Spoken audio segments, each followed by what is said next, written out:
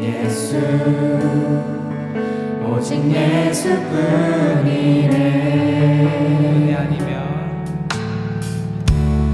은혜 아니면 살아갈 수가 없네. 모든 마저도 다 주의 것이니 세상 평안과 위로 내게 없어. 예수 오직 예수뿐이네.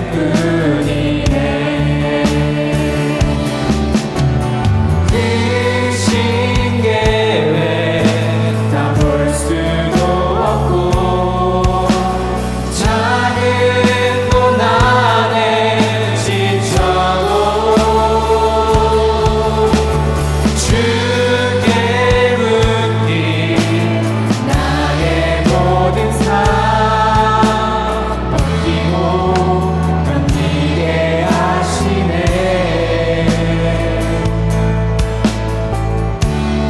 은혜 아니면 살아갈 수가 없네. 나의 모든 것 다 주께 맡기니 참된 평안과 위로 내게 주신 주 예수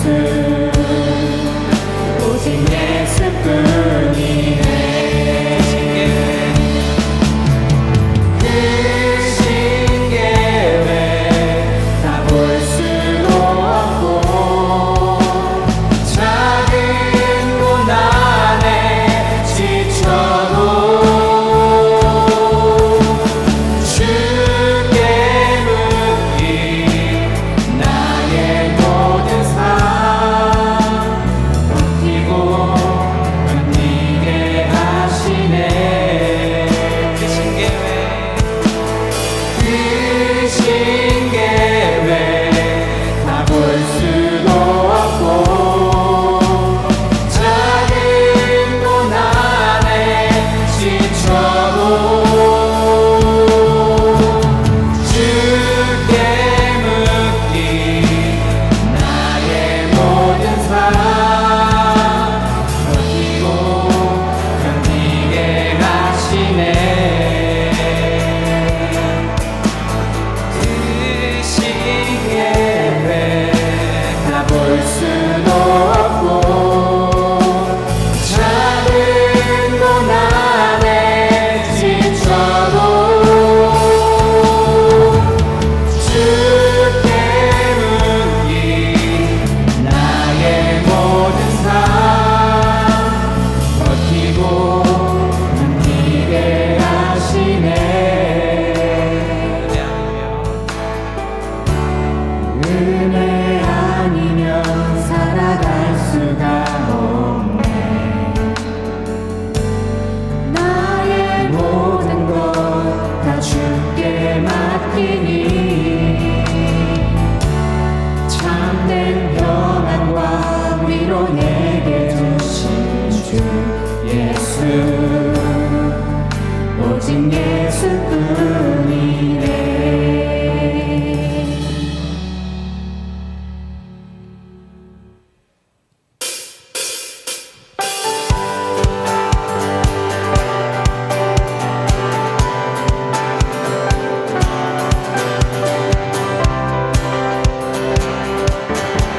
주님 뜻대로 살기로 했네. 주님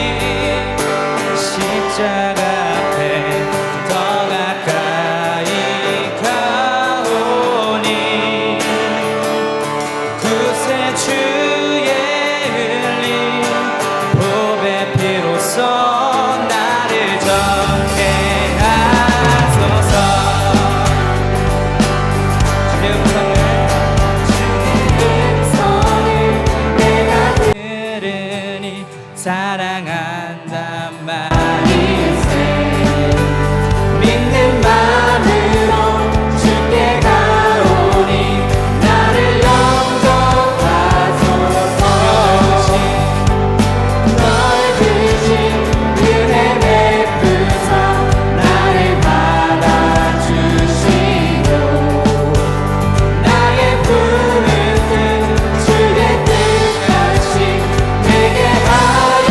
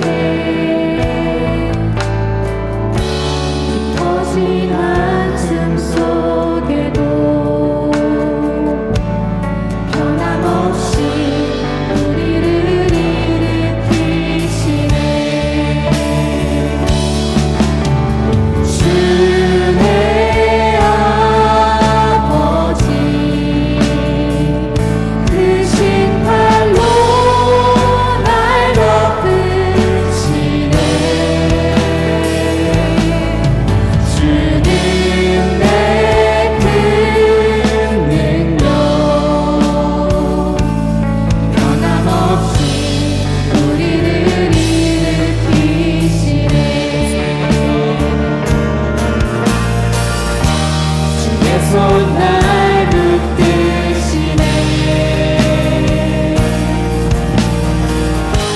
영원한 피난처 되시네. 거친 한숨 속에도 변함없이 우리를 일으키시네. 주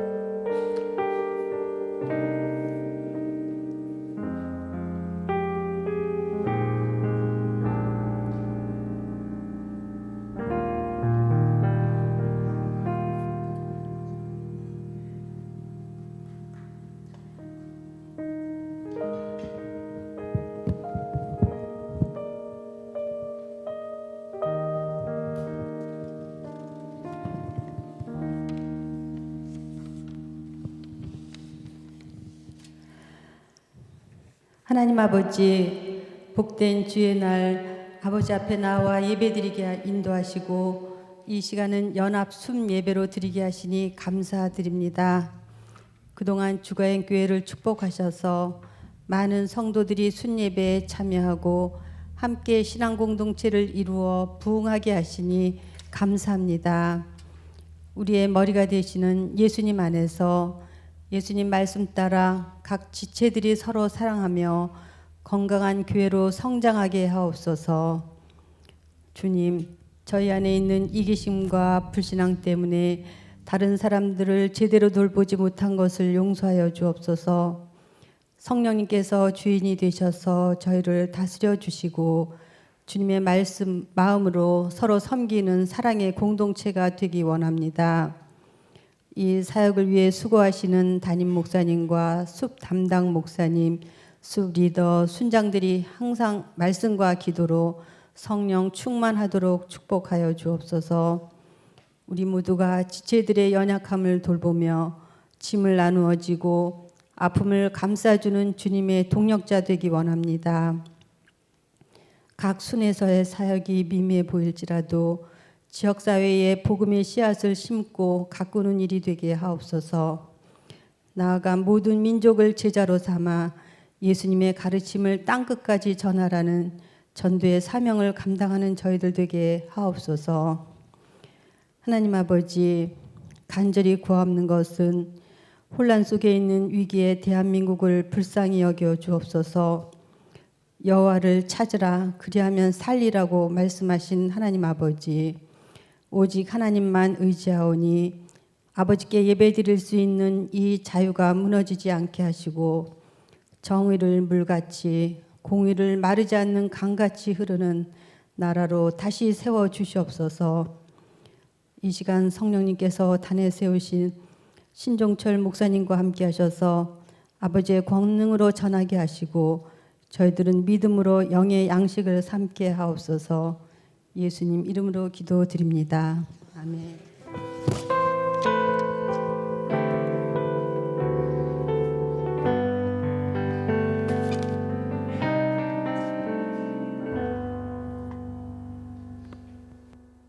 오늘 우리에게 주시는 하나님의 말씀은 에베소서 2장 21절에서부터 22절의 말씀입니다. 에베소서 2장 21절에서부터 22절의 말씀. 우리 함께 두 절이니까요.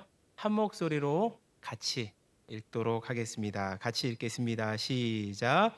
그의 안에서 건물마다 서로 연결하여 주 안에서 성전이 되고 너희도 성령 안에서 하나님이 거하실 초소가 되기 위하여 그리스도 예수 안에서 함께 지어져 가느니라. 아멘. 이 시간에는 저기 일산에 우리 주님의 교회라고 하는 우리가 잘 아는 홀트 아동 그 복지 홀트 학교 아시죠? 거기에서 교회를 개척하셔서 열심히 사역을 감당하고 계시는 신종철 목사님이 오셨습니다. 저랑은 학부 때도 친구고 심지어는 대학원 때도 같은 반 친구고, 그러나 늘 제가 이렇게 부러워하고 이렇게 존경하고 이랬던 친구인데 사역도 너무 잘하고 있어서 만날 때마다 제가 늘 어떻게 하면 되냐고 늘 묻는, 저에게 참 도움이 많이 되는 친구 목사님입니다. 오늘 우리 성도님들에게 귀한 말씀을 전해주시리라 믿고 또 딱 본문을 보내주셨는데 우리 교회 올해 표랑 또 매칭이 딱 되는 거예요. 그래서 큰 은혜가 있겠구나라는 생각이 듭니다. 저의 이야기는 여기서 빨리 마치고 우리 목사님 나오실 때에 우리 큰 박수로 환영토록 하겠습니다. 네, 반갑습니다.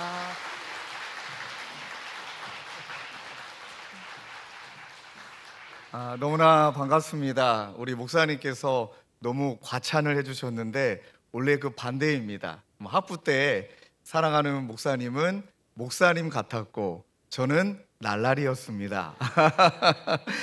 이제 시간이 지나서 이제는 너무나 귀한 주과인 교회, 또 저는 주님의 교회를 하나님께서 맡겨주시고 청지기로서의 사명을 함께 감당하는데 너무 감사한 건 동역자가 일산대교 건너면 바로 있구나. 그게 너무너무 감사합니다. 그래서 제가 이제 우리 목사님께도 저희 교회 빨리 오셔야 된다. 그래서 여러분 수요일 날 한번 목사님을 좀 모시고 뺏어가도 될까요? 네, 그래서 목사님도 저희 교회 빨리 모셔서 또 귀한 은혜 나눈 시간 가지려고 합니다. 한번 여러분들에게 좀 질문을 던져보고 싶습니다. 여러분들에게 교회란 어떤 이미지이고 어떤 느낌이고 또 단어와 문장으로 표현하신다면 교회란 어떤 곳입니까? 저는 돌아보면 이렇게 목회 현장에서 교회를 꿈꿀 수 있었던 거는 한 분 때문입니다. 여기 이제 우리 연세가 드신 우리 권사님 할머님 분들이 많이 보이시는데 제가 제일 좋아하는 분들이 권사님 할머님이시거든요. 그 이유가 저에게 교회를 알려주신 분들이 바로 모교회 권사님들이셨습니다. 아마 기억하시겠지만 우리 어르신들은 아마 그때가 92년도였나요? 3년도인가요? 우리나라에 이제 IMF가 와서 경제적으로 너무나 어려운 때가 대한민국에 또 있었지요. 근데 그때 저희 아버님이 사업을 하시다가 이제 전문 용어로 쫄딱 망했습니다. IMF 때 이제 상황상 많이 어려워지셨는데 이제 그러다 보니 저희 집안에 살아생전 막 빨간 딱지를 막 붙이러 오고 막 집안이 경매로 넘어가고 또 저희가 식솔이 누님하고 저랑 여동생 3남매이다 보니까 누님하고 여동생은 이제 큰아버지 집에서 좀 거두어 주셨는데 저까지 들어가기가 너무 미안한 거예요. 그래서 지금도 기억납니다. 고3 때 제 모교에 있는 이제 계단 밑에 조금 창고 같은 방이 있었는데 이제 거기에서 좀 지냈습니다. 그리고 이제 거기서 자고 먹고. 근데 그때도 기억나는 것은 저에게 그때 다가와 주셨던 분은 할머님이셨습니다. 이제 저희 친할머님은 아니셨지만 저희 모교회는 이제 사랑방이라고 그래서 이제 가족이 다 이제 지방에 있으시거나 아니면 혼자 계시는 이제 독거 노인이나 좀 표현하지만 이제 그런 분들끼리 몇 명이 모여서 교회 사랑방에서 지내셨거든요. 근데 그날따라 아침에 일어나면 항상 밖에서 누가 타바닥 이렇게 걷는 소리가 들려요. 그리고 이제 문을 열면 창고 문을 열면 또 막 사라지시고 그런데 사라졌는데 사람의 인기척이 분명히 있었는데 사람은 없고 그 앞에 용돈이 있어요. 봉투에 담겨있는 용돈이. 그리고 그 용돈을 이렇게 헌금 봉투에다가 이렇게 넣어 주셨는데 그때 그 봉투의 첫 글씨가 이거였습니다. 우리 새끼 밥은 먹고 댕기냐? 이거였어요. 지금도 잊지 못합니다. 우리 새끼 막 밥은 먹고 댕기냐? 그러니까 이제 글씨가 이렇게 삐뚤빼뚤 이게 누군가 할머님 글씨인 것 같다. 근데 그리고 나서 제가 못 쓰겠더라고요. 뭐 굶었죠. 뭐 우리 때는 도시락 시대였으니까 점심도 굶고 저녁도 굶고. 그럼 이제 거의 한 11시 반쯤 돼서 이제 그때 창고로 들어가면 11시 반 12시 사이에 뭐가 또 부시럭부시럭 소리가 들려요. 문을 열어보면 빵이 놓여져 있고 밥이 놓여져 있고 근데 사람은 안 보이고 안 되겠다. 오늘은 누구이신지 꼭 만나야겠다 하고 기다렸다가 부시럭부시럭 거리는 소리가 들릴 때 문을 확 열었습니다. 예, 지금 소천하신 하늘나라에서 저를 지켜보고 계신 권사님이셨거든요. 근데 그 권사님이 매번마다 용돈을 주시는데 그날따라 이제 고쟁이 바지라고 아시죠? 예, 몸빼 바지. 그 안에는 이제 주머니가 있었어요. 옛날에는요. 이제 거기에서 꼬깃꼬깃 1,000원짜리 3장을 요즘으로 따지면 몇만 원 될걸요? 1,000원짜리 3장을 꺼내서 꼭 밥은 먹고 댕기라. 굶으면 안 된다. 이제 그분을 통해서 이제 교회를 알기 시작을 한 거예요. 그리고 막 서럽잖아요. 고3짜리 아이가. 근데 그때 그분이 또 하셨던 이야기가 야, 울고 싶으면 딴 데 가서 울지 말고 교회 와서 울어라. 또 이런 얘기도 해주셨고요. 그 다음에 또 뭐 그때부터 계속 저를 이분이 용돈도 주시고 밥도 챙겨주시고 근데 그분의 직업은 박스, 그 다음에 뭐 플라스틱 통 그러니까 이거 주워다가 고물상에서 그 돈으로 저를 이제 먹여주신 거예요. 할머니 이렇게 하지 마시라고 그냥 내가 알아서 지내겠다고 그랬던 하셨던 이야기가 야 네가 행복해야 할미도 행복하다. 그때 제가 그 권사님께 드렸던 이야기가 할머님 손자도 아닌데 왜 그러세요? 그때 저에게 주셨던 이야기가 너 우리 교회 새끼잖아. 그럼 내 새끼지. 저는 그 말씀 잊지 못합니다. 그리고 시간이 지나가고 나서 제가 이제 신학교를 가게 됐고 그리고 목산수 받을 때 그때까지 살아 계셨거든요. 목산수 받을 때 이분이 어마어마한 용돈을 주셔서 저를 끌고 양복점을 가신 거예요. 그리고 맞춤 양복을 저에게 맞춰주셨어요. 지금도 제가 그걸 보관하고 있습니다. 물론 지금은 살쪄서 못 입고 있지만. 그리고 제가 목사 안수 받는 날 맨 일찍 오셔서 한복 입고 오셨어요. 또 촌스럽게. 그래 맨 앞에 앉아서 그 교회 손자가 막 이 똥강아지라고 맨날 부르셨으니까 똥강아지가 그 목사 안수 받는 걸 울면서 보시면서, 그리고 난 다음에 이분이 목사 안수 받고 나서 우리 어르신이 저에게 했던 이야기가 딱 한마디였습니다. 예수 단디 붙들어야 된다. 그리고 좋은 목사 돼야 된다. 제가 이분의 이야기를 들었던 것은, 여러분이 어린 나이에 참 교회가 뭔지도 잘 몰랐고 뭐 신학적으로 교회가 무엇이다 이것도 몰랐지만, 저는 한 분을 통하여 교회가 나에게 어떤 곳인지를 그분의 삶으로 보여주신 거예요. 그래서 저는 교회란 무엇이냐라고 이야기할 때 저는 항상 이렇게 이야기합니다. 교회는 자신을 내어주는 품 같은 곳이다. 여러분 생각해 보십시오.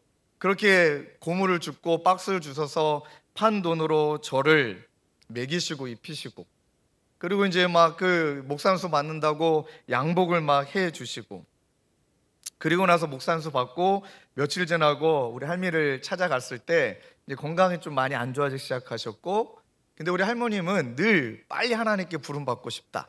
그리고 이제 소원이 있으신 거예요. 우리 손자가 목사 될 때까지는 난 죽을 수 없다. 왜요? 모교회 담임 목사님이 장례 치르는 거 싫어하고 제가 장례 치러주기를 기다리셨거든요. 목사 안수 받고 딱 62일 이후에 소천하셨어요. 근데 제가 너무 많이 울었던 것은, 이제 저에게 유언을 남기셨잖아요. 이분의 장례를 치르는데 분명히 가족이 아무도 없는 분이에요. 깜짝 놀랐습니다. 저와 같은 목사님이 장례식장에 14분이나 오셨어요. 이분이 14분의 목회자 선교사를 키우신 분이에요. 그리고 이분을 통해서 교회가 무엇일까? 그리고 또 중간에는 이제 젊은 그 사춘기 때 부담도 되는 거예요. 막 할머님이 그 어렵게 번 돈을 막 저에게 주시니까 막 짜증도 내고, 왜 나한테 이렇게까지 하시냐 할 때 그분이 하셨던 이야기 중에 기억나는 이야기가, 야 내가 예수님께 얼마나 큰 은혜를 받았는데 내가 너는 믿지만 예수님 때문에 너한테 이렇게 한다. 예수님의 은혜 때문에 내가 너에게 이렇게 하는 거다. 그리고 이제 신학교를 다니고 목회를 하는 가운데 저는 이제 교회를 어디를 가나 이렇게 정의합니다. 교회는 한 영혼을 살리고 세우기 위해 자신을 기꺼이 내어준 품이다. 한 영혼을 살리고 세우기 위해 자신을 기꺼이 희생해서 내어주는 품이 바로 교회이다. 저는 할머님을 통해 교회를 알았습니다. 그리고 할머님을 통해 교회를 꿈꾸기 시작을 했고, 그리고 보여주셨던 삶의 교회가 저에게는 이제 맡겨주신 주님의 교회라는 목회지에서 동일한 꿈을 꾸고 있습니다. 한 영혼을 살리고 세우기 위하여서 기꺼이 나의 물질과 에너지와 시간을 내어줌으로 울타리가 되어주고 품이 되어주는 것. 여러분도 바울은 고린도전서 15장 10절에 이렇게 고백을 합니다. 그러나 내가 나된 것은 하나님의 은혜로 된 것이니 내게 주신 그의 은혜가 헛되지 아니하여 내가 모든 사도보다 더 많이 수고하였으나 내가 한 것이 아니요 오직 나와 함께 하신 하나님의 은혜로라. 이 말씀이 보통 수준이 아닙니다. 그러니까 내가 이렇게 희생하고 섬기고 내 것을 내어주는 것은 딱 이유는 하나다. 하나님의 은혜인데, 뭐 여기까지는 우리가 동의할 수 있잖아요. 근데 한 단계 더 나아갑니다. 내가 모든 사도보다 더 많이 수고했는데 난 아무것도 안 했다. 하나님의 은혜다. 여러분 정말 그러실 수 있으십니까? 쉽지가 않습니다. 인정받고 싶고 드러나고 싶지요. 저도 이제 교회를 섬기면서 우리 성도님들을 또 분당 우리 교회에서 또 19년 동안 이제 사역을 하면서 참 많이 봤습니다. 알아주지 않으면 삐져요. 알아주지 않으면 서운해요. 그리고 알아주지 않아도 늘 그 자리를 지켜낸다라는 건 보통 신앙의 수준이 아닙니다. 그런데 우리 그 할미가 돌아가셨을 때 우리 모교에 계신 분들은 뭐 그냥 장례 치러 왔겠지만 이분은 아무 티도 안 내시고 저는 저에게만 그런 줄 알았더니 14명의 목회자를 키우며 양육하셨던 그분의 수고, 난 아무것도 배운 게 없다. 난 초등학교도 나온 적도 없다. 나는 못 배웠다. 그러나 하나님의 은혜 때문에 자신의 모든 것들을 내어주셨구나. 여러분, 그 어르신에겐 그 열망이 있었습니다. 은혜로 살아가는 사람, 결국엔 은혜를 흘려보내야 된다라는, 그 어르신이 못 배웠다고 말하지만 세상적으로는, 학문적으로는, 지식적으로는 부족할 수 있지만 그분의 삶이 성경이셨던 거예요.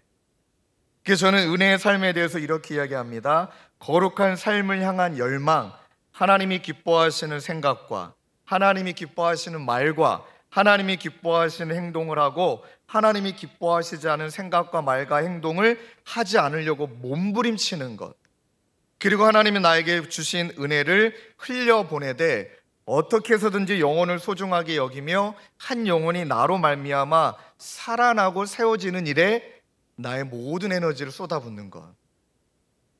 그리고 나서 우리 할머님이 천국 가셔서 저 천국에서 마치 이렇게 보고 있는 것 같아요. 신종철, 이제 네 차례다. 내가 너에게 보여주었던, 물론 그렇게 말씀하시지 않았지만 하나님의 교회, 또 이 교회란 무엇인가 내가 너에게 보여줬는데 이제는 네 차례다. 그리고 또 기억이 납니다. 할머니께서 늘 격려해 주셨던 말이, 야 신종철, 네가 금강교회, 제 모교회 이름이거든요. 네가 금강교회의 미래다. 그 이제 담임 목회자가 되어 보니까 이런 과거와 현재와 미래라는 시간 속에 저는 과거에 너무나 귀한 교회가 무엇인지 삶으로 보여주신 그분을 만났고, 이제는 제가 현재는 한 교회 담임 목회자로 또 누군가를 목양하는 자로 서 있고, 그리고 미래에 우리 주님의 교회도, 우리 주가인 교회도, 우리 사랑하는 많은 영혼들이 이곳을 오게 되어질 텐데, 이제는 교회 공동체를 통해서, 이 교회라는 것, 즉 사람을 통해서 하나님의 은혜가 계승되어야 할 그 책임이, 현재적 책임이 바로 이 자리에 앉아 계신 저와 여러분들에게 있다. 근데 여러분 왜 이렇게 설교를 잘 들으세요? 목사님 부럽습니다. 제가 지금 왜 저를 잡아먹을 듯이 다들 쳐다보셔가지고요. 와, 아니 지금 식사하셨잖아요. 졸린 시간이신데 안 졸리십니까? 근데 말씀을 너무 잘 들어주시니까 여러분, 근데 잘 들으시면 설교 길어집니다. 너무너무 감사합니다. 한번 생각해 보십시오. 여러분들이 이 시간에 나와서 이 자리에 예배드리고 있다, 순회 리더이든 그 목양자이든 어떤 상황이든 이 자리에 있다라는 것은 하나님이 여러분들을 지금 굉장히 존귀하게 여겨주고 계신 거예요. 왜 그러냐면 주간교회 미래가 현재를 살아가고 있는 저와 여러분들, 사랑하는 목사님과 여러분들에게 하나님이 맡기셨기 때문임을 믿습니다. 지나왔던 과거의 은혜들이 사랑하는 다음 세대와 이곳 가운데 살아날 영혼들이 미래의 이곳 가운데 있으려면 현재적 우리의 책임이 있다는 것이죠. 근데 저도 이제 청소년 사역을 오래 했고 또 여러 분들을 만나다 보면 여러분 진짜 요즘은 위기는 위기가 맞습니다. 이유는 많습니다. 개인주의가 확산이 됐다. 또 디지털 플랫폼의 영향으로 교회에 모이지 않으려고 한다. 신앙이 사유화가 돼서 파편화가 돼서 그냥 각자 예수 믿고 있다. 그 다음에 얼마나 우리가 바쁩니까? 바빠 하면서 늘 바쁘게 살아가는 일상이다. 또 때로는 교회에 문제가 있거나 또 신뢰가 약화될 경우는 막 가기 싫어지고 공동체가 미워지고, 이런 다양한 복합적인 이유가 있는데 여러분 진짜 중요한 것은, 은혜를 계승하는 사람은 그 문제를 이야기할 수도 있고 문제를 나눌 수 있지만 진짜 그 은혜를 계승하는 사람은 그 자리를 지키는 사람이시더라고요. 내가 그걸 지켜내야 은혜가 흘러가니까. 청소년 사역을 하면서도 또 담임 목회로 섬기면서도 이제 저는 늘 이 이미지를 제 머릿속에 떠올립니다. 교회 공동체를 통한 은혜의 삶에 계승하는 것은 이제는 위기의 때다. 나 때 예수 잘 믿었고 나 교회 다니고 해서 만족하는 것이 아니다. 여러분 앞에 있는 이미지 보이시는 것처럼 이제는 위기예요. 정말 위기입니다. 청년들, 청소년들 교회에 조금 좋지 않은 모습이 보이면 그러면 저희 때는 그래도 교회를 갔습니다. 제가 청소년 사역을 17년 동안 했기 때문에 요즘 친구들은 MZ세대라고 말하지 않아도 본이 되지 않으면 요즘 친구들은 따지는 게 아니라 떠납니다. 그러면 이제 젊은 세대가 싹 하고 교회가 사라지는 거죠. 위기예요. 정말 위기이더라고요.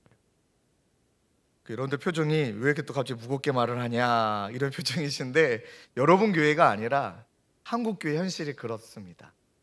그러니 내가 지금 예수 잘 믿었으니까 나는 또 주광교회에서 은혜를 많이 누리고 있고, 그 다음에 주님이 부르시는 그날까지 이제 신앙생활 잘하고 내가 천국 가야지, 내가 영광의 의의 면류관을 받아 누려야지. 여러분 이제 그 차원이 아니라는 거죠. 이 자리에 계신 저와 여러분들에게 공동체, 소그룹, 교회, 사람, 우리에게 달려있다. 그러니 신앙과 공동체의 과거와 미래를 연결하는 현재적 책임이 저와 여러분들에게 있고, 저는 이것을 이렇게 표현합니다. 믿음의 바톤 터치를 이제 올해를 시작하며 하나님이 여러분들에게 맡기셨다. 그럼 어떻게 해야 되는 걸까요? 막 열심히 전도하고 그 다음에 막 또 여러 가지 행사들을 진행해야 되는 걸까요? 아니더라고요. 백투더 베이직, 정말 기본으로 돌아가서 성경이 말하는 교회와 성경이 말하는 소그룹이 무엇인지를 저희들이 원리를 붙들고 원리를 실현해 가는 것이죠. 여러분 너무 잘 아시겠지만 우리가 믿고 있는 하나님은 삼위일체로 존재하십니다. 그러니까 공동체로 존재하시는 거예요. 그러니 소그룹으로 존재하시는 거예요. 저희 교회는 그래서 3위 모임이라고 표현해서 3명이 모여서 교제 나누는 걸 참 좋아하거든요. 3사람이 모이면 집에도 안 가요. 12명 모이면 이제 자기 이야기가 어려운데 때로는 이제 소그룹을 좀 나눠가지고 3명씩 나누도록 합니다. 왜 그러냐면 여러분 C.S. 루이스가 이런 말씀하셨습니다. 공동체로 존재하신 삼위일체 하나님에 대해서 자기 중심적인 삶은 정적인 삶일 뿐이다. 전혀 역동적이지도 않다. 자기 중심적인 사람은 자신이 중심이 되고 만물이 자신의 주위를 돌기 원한다. 그가 남을 돕고 친구를 사귀고 사랑에 빠지는 것은 어디까지나 내 필요를 채우기 위해서일 뿐이다. 근데 삼위일체는 그렇지 않다. 새 위격의 본질은 서로에게 자신을 내어주는 사랑이다. 삼위일체의 어떤 위격도 상대에게 자신의 주의를 돌라고 강요하지 않는다. 오히려 상대방의 주의를 돌려고 애쓸 뿐이다. 자, 이 원리를 붙들고 저희 교회에서 3명씩 이야기를 나눌 땐 자기 이야기가 아니고요, 옆에 계신 분의 이야기를 경청해 주시는 거예요. 그리고 이분의 경청이 끝나면 또 이분의 이야기를 들어드리고, 그리고 이분 주위에 맴돌며 이야기 나누고, 그날따라 한 분이 주인공이면 양쪽에 계신 두 분이, 한 분은 밥 쏘고 한 분은 차를 쏘고, 그 다음에 그날까지는 집까지만 모셔다 드리고, 그리고 나면 이 가운데 계신 분은 그날 뭘 깨닫냐면, 나에겐 사람이 있구나, 나를 환대해주는 누군가가 있구나, 나를 챙겨주고 자신을 내어주는 누군가가 있구나. 그러면 다음에 그 사람에게 자신을 내어주고 싶어집니다. 이것이 선순환 되어지는 것이 삼위일체 하나님의 존재 방식이었다는 거예요. 나의 필요가 있으니까 이거 해달라, 내가 지금 이게 필요하니까 이것 좀 도와달라, 이 언어가 아니라 지금 무엇이 필요하실까요? 배가 고프시지 않으시나요? 또 기도 제목은 무엇이 있으시죠? 그러면서 그 주위를 맴돈다. 여러분 진짜 재밌습니다. 그리고 또 하나의 원리는 교회의 머리와 그리고 우리 모두는 그리스도의 머리라는 거예요. 교회의 머리는 예수님이죠. 또 만물을 그의 발 아래에 복종케 하시고 그를 만물 위에 교회의 머리로 삼으셨다. 그러니 우리 교회의 주인은 누구이시다? 예수 그리스도이시다. 그리고 예수님이 우리 가운데 내리시는 지령을 몸인 우리는 연합하여 이루어간다.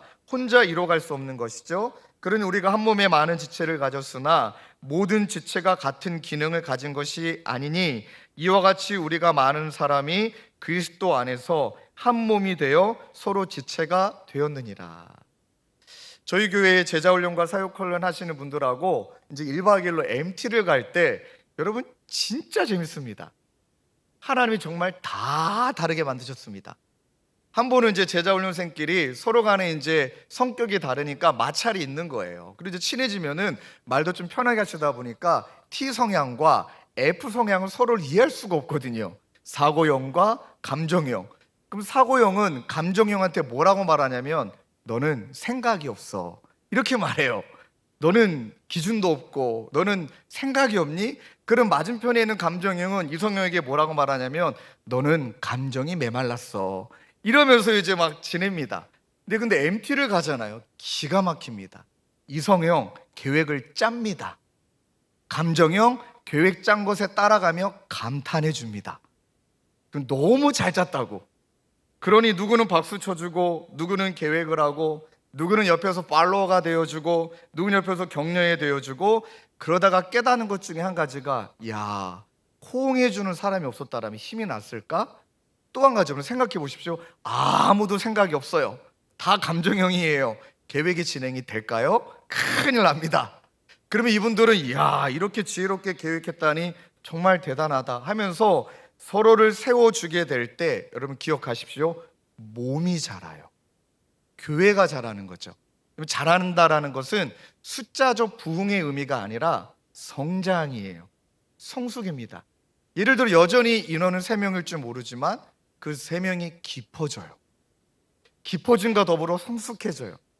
성숙한 자리에는 누군가를 초대하고 싶은 마음의 도전이 생기죠. 팀 켈러 목사님은 소그룹에 대해서 이렇게 또 이야기합니다. 사람들을 제자화하는 주된 방법은 공동체 훈련을 통해서이다. 은혜, 지혜, 그리고 성품에서 성장하는 것은 수업과 강의, 그리고 대형 예배 또는 대예배 모임 또는 고독을 통해서 일어나지 않는다. 성장은 깊은 관계와 공동체에서 일어난다. 복음의 의미가 머리로 깨달아지고 삶으로 실현되면서 가능해진다. 이것은 다른 어떤 환경이나 장소에서 제공하지 못하는 것이다. 어떤 분이 이렇게 말합니다. 사람이 누군가 옆에 있지 못하면 이루어지지 않는 게 첫째는 결혼이고 두 번째는 교회다. 이렇게 말하는 거예요. 그러니 사랑하는 성도님들, 오늘 4가지를 좀 이제 정리하며 우리가 진짜 정말 잘 들어주시네요. 예, 정말 감사합니다. 한 2분 졸면 빨리 끝나려고 그랬는데 좀 더 해보겠습니다. 자, 그래서 이렇게 소그룹 안에서 서로가 함께 성장하게 되어질 때 여러분 하나님께서 어떤 은혜를 주시냐면 이제 저에게도 이 4가지 원리를 붙들고 하고 있는데 우리의 첫 번째 현재적인 책임은 이 말씀과 기도를 매개로 삶을 나누는 우리가 이제 상호 책임과 성장하는 영적인 공동체인데 저랑 함께 따라 하실까요? 하나님의 관점으로의 초대하는 공동체. 여러분 진짜 기가 막힙니다. 모여가지고 동아리 얘기 안 하고 세상 얘기 안 하고 자녀의 무슨 학원 정보 얘기 안 하고 제일 먼저 모이면 하나님의 말씀을 붙들고 그 말씀하시는 하나님 앞에 청종하는 우리. 이걸 오해하시면 안 됩니다. 무슨 리더가 티칭하고 듣는 시간이 아니라 모두가 다 듣는 사람이에요. 말하시는 이는 하나님이에요. 그러니 성경에 있는 말씀의 본문을 가지고 질문을 만들고 그 질문을 서로 나누며 하나님의 말씀을 몸으로, 우리의 상황으로, 우리의 생각으로, 우리의 판단으로 초대하여 듣는 것이에요. 그러니 세상적 기준으로는 야, 그건 너무 안 될 것 같은데 신기하게 하나님의 말씀 앞에 청종하면 그건 안 되는 게 아니라 우리를 연단하고 계시는 거였다. 고난이 우리를 너무나 힘들게 만들어서 피하고 싶은데 그럼 성경에 광야라는 것이 없어야 되는데 광야를 통해 우리에게 하나님이 무엇라 말씀하시는가? 광야는 연단의 시기고 말씀으로 살아갈 힘을 배우는 시간이니 이 세상의 관점이 사라지고 하나님의 관점으로 초대하는 말씀의 공동체. 진짜 그럴 때 사람들이 변합니다. 한 분의 예를 드리면 오늘 많은 분들의 예를 드릴 수 있지만 제가 이제 청소년 사역을 오래 했다 보니 이제 또 우리 일산과 파주와 또 지역에 있는 약간 삶이 딥한 아이들이 이제 저희 교회로 옵니다. 이번 옛날에 저희 때는 애들이 끽해야 술, 담배 또는 절대 가출이라고 말합니다. 출가다. 뜻을 갖고 나갔다 출가다 이렇게 표현하는데 가출하거나 여자친구 문제나 술이나 담배 문제인데 이건 진짜 마약의 문제예요. 여러분 잘 모르시겠지만 저는 마약 중독에 걸려있는 친구들을 많이 만나고 있거든요. 또 저희 교회 와서 예배를 드리고 있어요. 마약은 중독이 문제이기 때문에 벗어난다는 건 보통 쉬운 일 아닙니다. 정신과 의사분이 마약 중독자는 10년간 중독이라면 10년이라는 시간이 몸부림쳐야 그나마 0점으로 돌아가는 거예요. 그 말이 정말 맞습니다. 쉽지가 않습니다. 저희 교회에 마약을 너무 오래 했던 연예인이 있습니다. 이름 말할 수가 없습니다. 그런데 이제 이 친구가 뭐 인기도 떨어지고 또 뭐 이제 작품도 자꾸 안 되고 이제 마약에 손을 댔고, 그 이제 우리 교회로 왔는데 예배 때 막 충동이 올라간 거예요. 교회 화장실에서 마약을 했어. 네. 여러분 진짜 기가 막힌 거는 교회 화장실에서 이게 어린애들이 있으면 들으면 안 되는데 마약을 투여하는데 그것을 교회 성도님이 봤어요. 어떻게 했을까요? 아무도 화장실에 못 들어오게 이분이 막고 있었습니다. 걸릴까 봐, 이것이 드러날까 봐.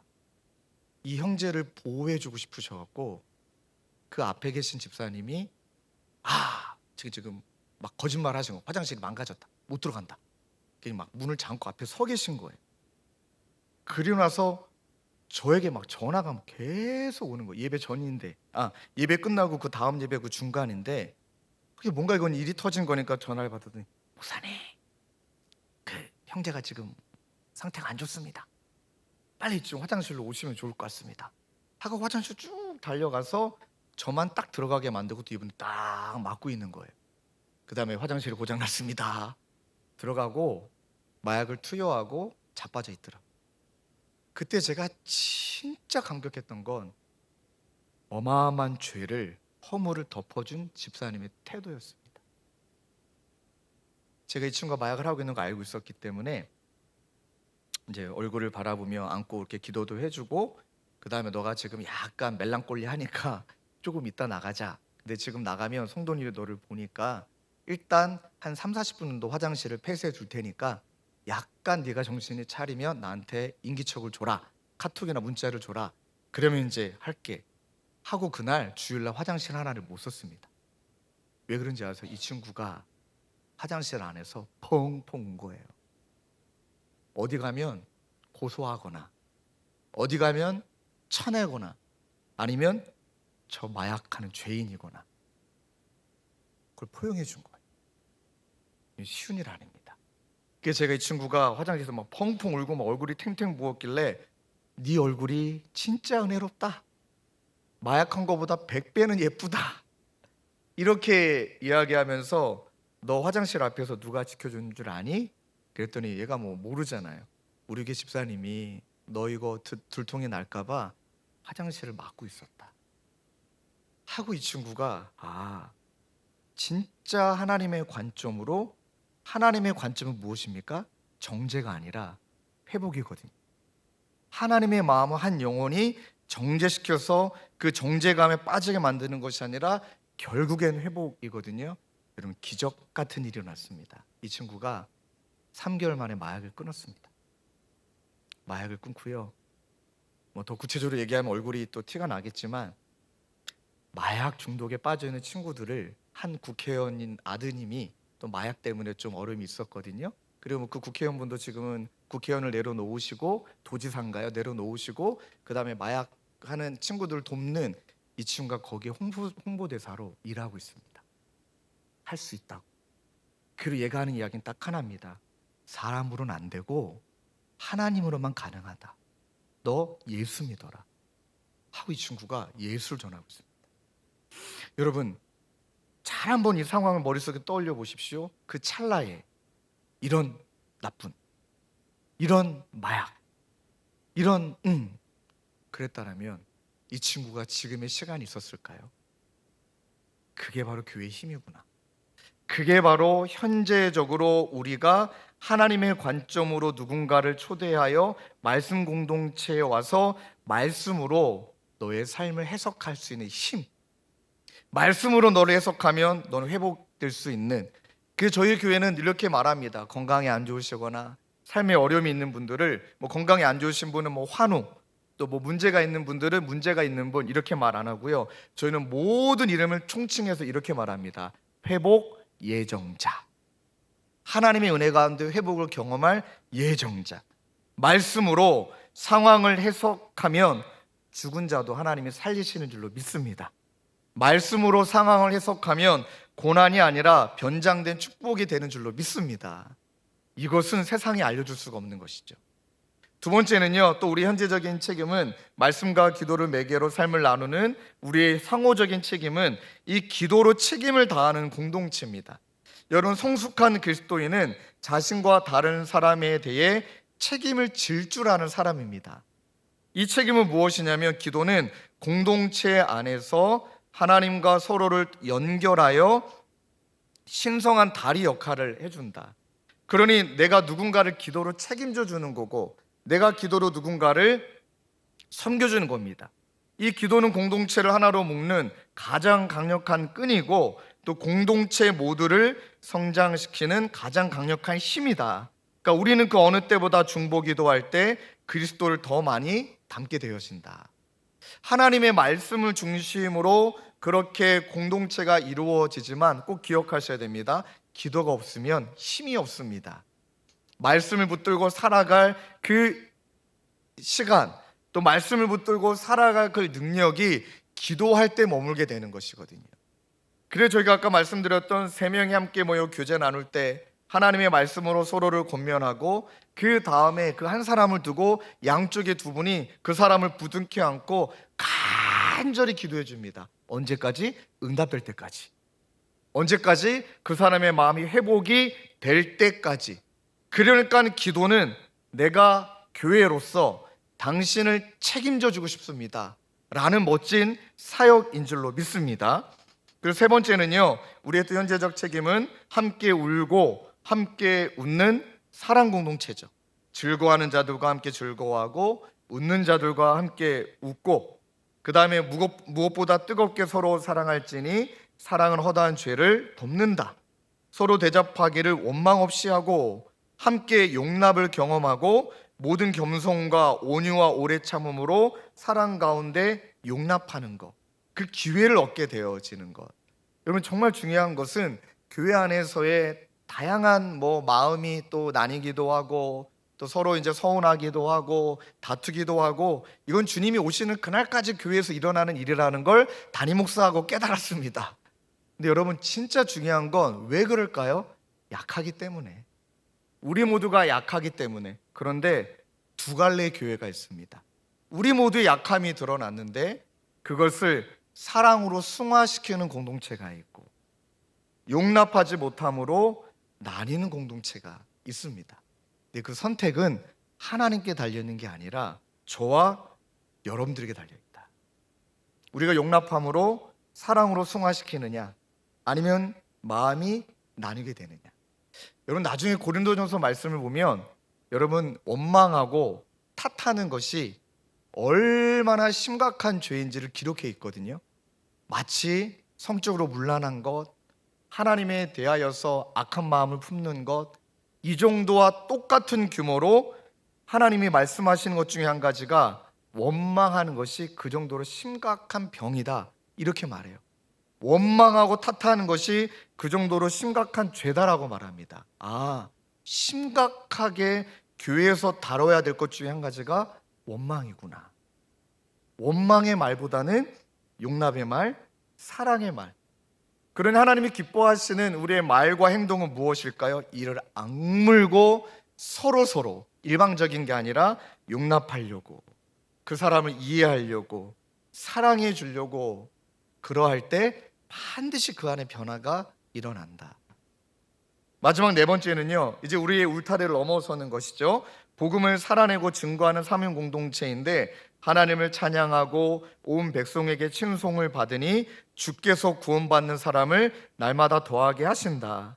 또 우리는 단순히 복음을 전하는 자가 아니라 복음을 살아내는 자들이 되어야 하고 우리의 공동체는 하나님 나라에 살아있는 초청장이 되어진다. 또 세상은 그리스도인의 공동체를 통해 복음을 본다. 여러분, 이 네 가지 한번 정리해 본다면 하나님의 관점으로 초대하여 하나님의 말씀으로 자신을 상황을 해석하게 하고 내가 너를 기도로 책임져 줄게, 나에게 기대하고 기도해 주고 함께 울어주고 웃어주고, 그러할 때 이 세 가지가 우리 소그룹과 교회 안에 이루어지게 되면 사람들이 그 복음의 능력의 맛을 궁금해한다는 거예요. 아니 그 도대체 뭐가 있길래. 여러분 우리 교회 안에 최근에 이런 일이 이루어졌거든요. 이거는 이 당사자 가족에게 허락을 맡았습니다. 이제 고3 된 여자인데 이 아이를 처음 만날 때는 고1입니다. 아버님은 심장 이식 수술하신 분이에요. 건강이 안 좋아요. 엄마도 이 아빠랑 남편과 세 자녀를 뭐 양육한다고 하면 얼마나 힘들겠습니까? 네 세 남매의 첫째 딸입니다. 관심도 제대로 못 받고 본인도 꿈이 있는데 뭐 잘 안 되고 집은 경제적으로 너무나 어렵고 그러다 이 친구에게 우울증하고 공황장애가 좀 찾아왔고요. 그리고 작년에 이 아이가 자살 시도를 했습니다. 그리고 자살 시도하길 때 얘가 유서를 딱 하나 남겼습니다. 전부 미안합니다. 앞에 보이시나요? 그리고 옆에는 약봉지인데 제가 왜 그 사진을 찍었냐면 청소년 사고가 오래 했기 때문에 병원에서 사망 선고를 받지 않고 밖에서 죽으면 다 조사해야 돼요. 정황 증거부터 경찰이 입회하에 또 국립과학수사대가 와가지고 왜 이렇게 됐는지를 그런 정보를 다 준비를 해야 되거든요. 저도 되게 마음이 아팠지만 이 친구가 자살한 현장으로 제가 갔거든요. 집에서 약을 먹고 모든 약을 다 털어놓고 거실에 이제 쓰러져 있었거든요. 그럼 이제 얘를 빨리 이제 막 심폐소생술을 하면서도 상황들을 찍어놔야 되고 어떻게 될지 모르니까 그리고 나서 119가 빨리 도착해서 얘를 이제 응급실로 데리고 갔습니다. 너무 감사히 빨리 발견돼서 위 세척을 했습니다. 근데 그날따라 응급실에 사람이 너무 많았어요. 그래가지고 얘도 지금 이제 막 지금 생명이 왔다 갔다 하는 애인데 베드가 없는 거예요. 침대가 없어가지고 바닥에 눕힌 채 막 응급처치를 하고 있는 거예요. 그러다가 저쪽에 간호사분이 아이고 이제 망가진 침대이긴 하지만 여기라도 얘를 눕혀야 될 것 같다 하고 이 아이를 눕혔는데 그때 제가 이 아이가 누워있는 침대를 보는 순간 이 아이의 인생 같은 거예요. 그러면서 소망을 발견했어요. 사진을 보여드릴게요. 고장 밑에 있는 것이 시간 소요. 딱 저건 원래 침대가 고장이 났다. 이 침대를 고치는데 시간이 필요하다. 근데 저 위에 널브러져 있는 발바닥 보이는 우리 저희 주님의 교회 우리 청소년 아이 딱 저 사진을 찍는 순간에 마음이 안심이 됐던 거 뭐냐면 그래 너 고장 났어. 많이 고장 났어. 그런데 하나님 안에 있으면 너는 고쳐지는 건 시간 문제야. 딱 그 메시지 주시더라고요. 사진 찍어서 이 아이가 깨어나자마자 가볍게 얘기했습니다. 어우 살았네. 천국까지 그래 왜 또 돌아왔어? 막 농담했습니다. 그리고 이 사진을 보여주면서 말했습니다. 너 고장 많이 났어. 고생 많았다. 많이 아팠다. 그런데 요 밑에 글씨 보이니? 시간 소요. 너에게는 시간이 필요할 뿐이야. 너 이렇게 끝나지 않아. 하나님 너 붙들어 주실 거야. 네 주변에 친구들이 있고 교회가 있으니까 기대자. 혼자 버티지 말자. 그리고 나서 제가 우리 청소년 아이들에게도 이 아이 부모님이 속한 우리는 다락방이라 불리거든요. 다락방에도 정말 그때부터 감동적인 일이 일어나는 거예요. 말씀으로 해석해야 되니까 이 부모님이 소속되어 있는 남자 다락방, 여자 다락방에서 서로 시키지도 않았는데 필사를 하시는 거예요. 필사. 하나님의 말씀이 와닿으려면 천천히 진중히 자세히 봐야 되니까 필사하자 하고 그 아내 집사님 속한 다락방에 필사, 남편 집사님이 다락방 그게 또 필사. 이 아이도 그럼 같은 고등부 우리 여자아이들 같은 반 애들이 엄마 아빠 필사한다는 얘기를 듣고 야 우리도 필사하자 하고 얘 때문에 여러분 고등부 같은 반 애들이 이 아이 때문에 필사를 같이 했습니다. 필사를 하기 시작하는데 저에게 막 이런 문자가 와요. 필사한 노트를 좀 보여드릴게요. 이 아이가 하는 말이 이런 말씀이 있는 줄 몰랐대. 그쵸? 한 번도 제대로 본 적이 없으니까. 모태신앙이 모태신앙이에요? 모태. 그런데 얘도 모태신앙인데 필사하다 보니 이런 말씀이 있는 줄 몰랐대요. 필사를 해본 적이 없어서 쓰고 나서 느낀 감정은 기쁨과 또한 부끄러움이었대요. 정말 뭉클한 순간이었대요. 저는 그 다음 구절이 너무 명언 같아요. 내가 너무 말씀을 가볍게 여겼구나.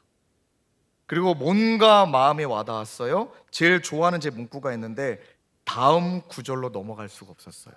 말씀이 이 아이를 사로잡기 시작하는 거예요.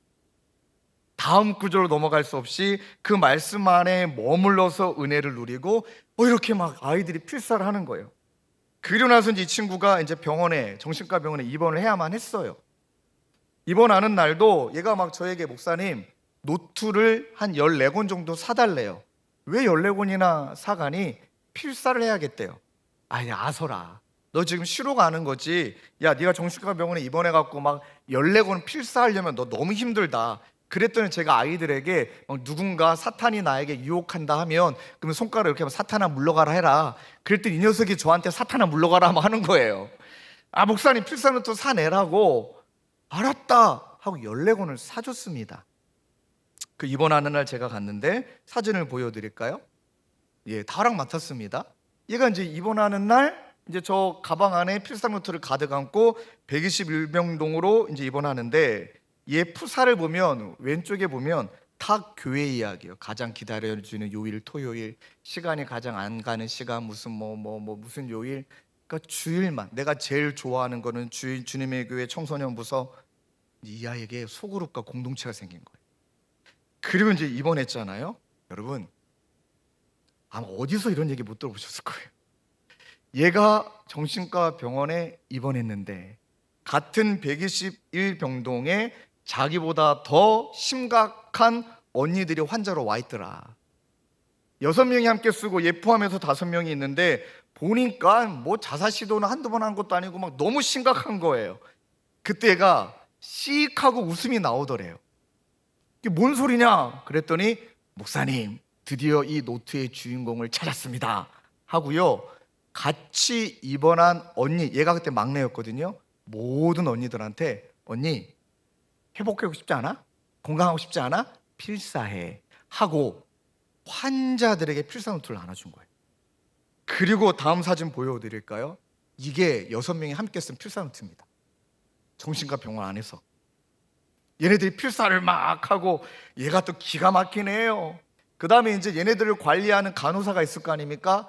얘가 간호사 선생님에게 아이고 우리 때문에 고생이 많으시죠? 힘드시죠? 괴로우시죠? 선생님도 필사하세요 하고 간호사 선생님한테 필사. 그리고 이 아이들의 주치인 그 의사 선생님에게도 정말 고생이 많으십니다. 필사하세요 하고 그 의사 선생님하고 간호사 선생님한테 필사를 다 맡긴 거예요. 그리고 나서 이 6명의 아이들이 필사를 하고 그리고 나서 퇴원을 했는데 여러분 그 중에 3명이 지금 우리 교회에 나와요. 3명이 우리 교회에 나와서 사진을 마지막 보여드릴게요. 같이 찬양팀하고 있습니다.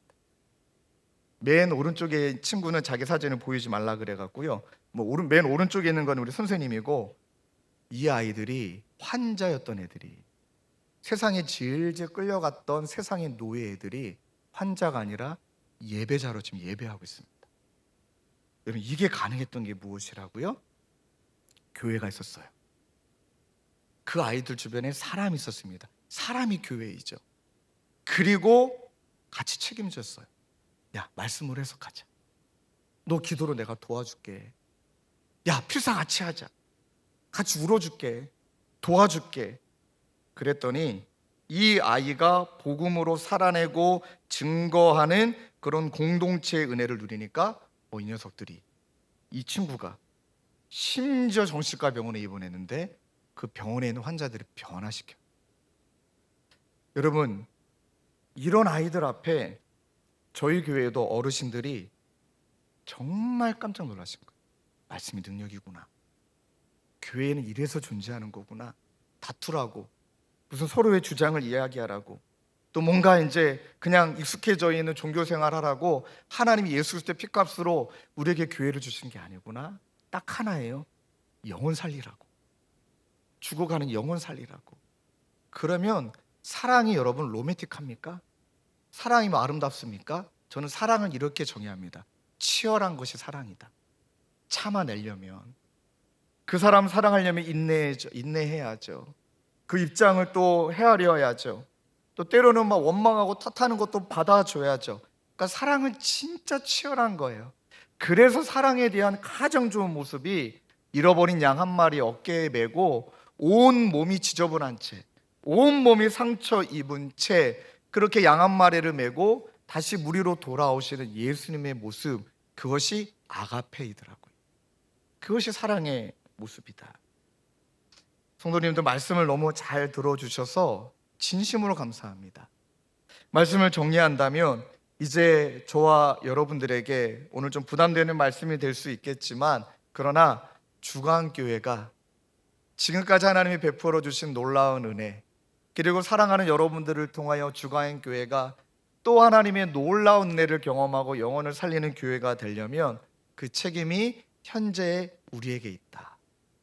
더 사랑하고 더 기도해주고 속으로 반해서 말씀 중심으로 삶을 살아가려고 몸부림치고, 그러하게 될 때 주가행, 주님이 행해 주시는 이름인가요? 네, 주가 행해 주시는 그 은혜가 하나님이 이곳 가운데 또 저와 여러분들의 삶 가운데 마음껏 베풀어 주시길 주님의 이름으로 축원합니다. 그런 자들을 하나님이 이렇게 부르시죠. 이제 너는 나의 친구라. 친구라. 그러면 친구에게는 자신의 비밀도 얘기하고 자신이 정말 원하는 게 무엇인지를 다 보여주시는 것처럼, 이 자리에 앉아 계신 분들은 이제 예수님의 친구가 되어 영혼을 살리는 일에 힘쓰려고 우리가 모였다. 굉장한 분들이신 거예요. 여러분들 보통 분 아니신 거예요. 그래서 옆에 계신 분에게 이렇게 한번 얘기를 해주셔야 됩니다. 우리 옆에 계신 분의 얼굴을 좀 바라보시면서 저를 따라 한번 이렇게 이야기해 주실까요? 제 옆에 앉아주셔서, 절 보지 마시고 옆에 계신 분에게 다시 한번 따라 하실까요? 제 옆에 앉아주셔서 영광인 줄 아세요. 맞습니다. 아멘. 이 자부심이 있는 거죠. 하나님께서 우리 귀한 주가행 교회를 통하여서 과거와 미래를 연결하는 현재적 시점에 이 은혜를 행할 때 하나님께서 마음껏 영혼 살리고 세우시는 복된 교회가 되시길 주님의 이름으로 축원합니다. 기도하시겠습니다. 하나님 아버지, 이렇게 말씀을 진심을 다해 들으시는 우리 귀한 성도님들 한 분 한 분이 우리 주가행 교회의 소망과 희망인 줄로 믿습니다. 하나님, 우리 귀한 성도님들을 통해 또 소그룹을 통해 영혼을 살리고 세우는 공동체, 말씀과 기도와 사랑과 사명을 감당하며 그렇게 아름답게 지어져 가는 복된 하나님 주가행 교회가 되도록 주님 인도하여 주시옵소서. 그러할 때 올해 말씀의 주제처럼 함께지 혼자가 아니다, 함께 지어져 가는, 서로 연결되어져서 함께 지어져 가고 성장하는 복된 한 해를 경험할 수 있도록 주님 은혜 베풀어 주시옵소서. 그렇게 행하여 주실 주님을 간절히 의지하옵고 예수 그리스도의 이름으로 기도드립니다. 아멘.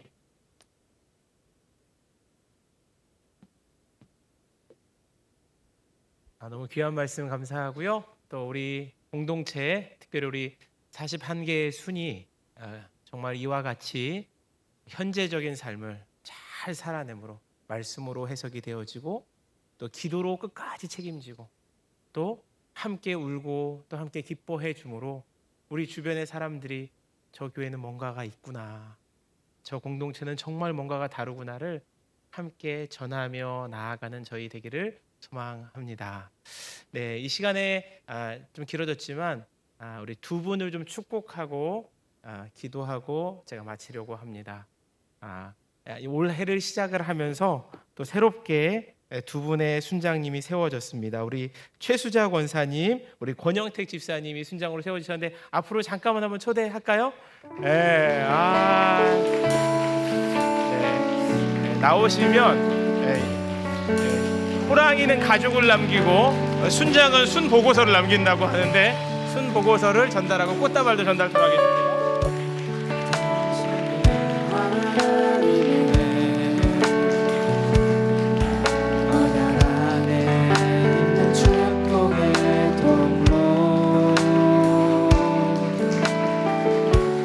당신을 통하여서 열방이 우리 주님